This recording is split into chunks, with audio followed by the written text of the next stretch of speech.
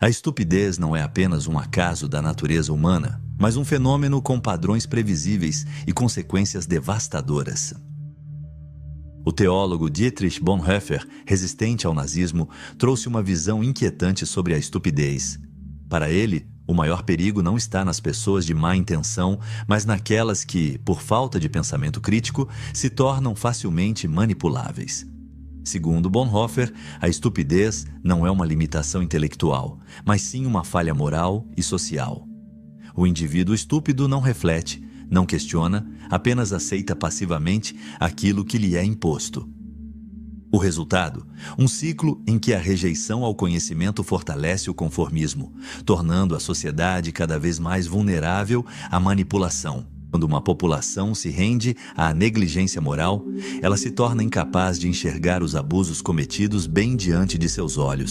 E é aí que reside o perigo. A estupidez não apenas obedece ordens, mas as defende com fervor.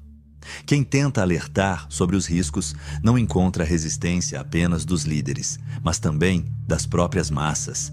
A aceitação passiva do discurso dominante sufoca qualquer voz dissidente, ampliando o ciclo da conformidade e tornando ainda mais difícil qualquer tentativa de despertar a consciência coletiva.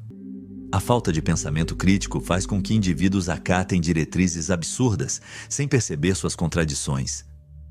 Esse fenômeno não é recente. Desde os impérios antigos até os regimes modernos, os líderes compreenderam que é muito mais fácil governar uma sociedade que despreza o conhecimento e se entrega ao conformismo. Dietrich Bonhoeffer observou que até mesmo pessoas inteligentes podem agir de forma irracional quando inseridas em determinadas estruturas de poder.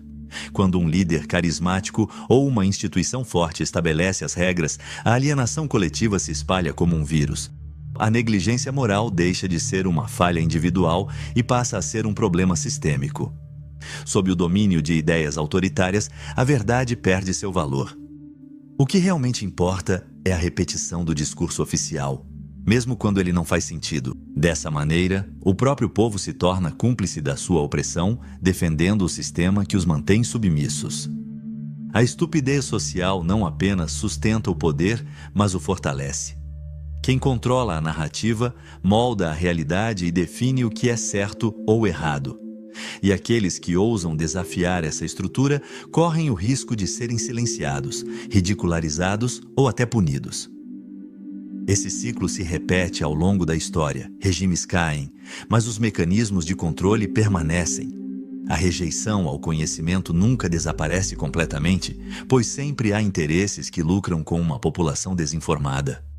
Mas Bonhoeffer não foi o primeiro a perceber esse padrão.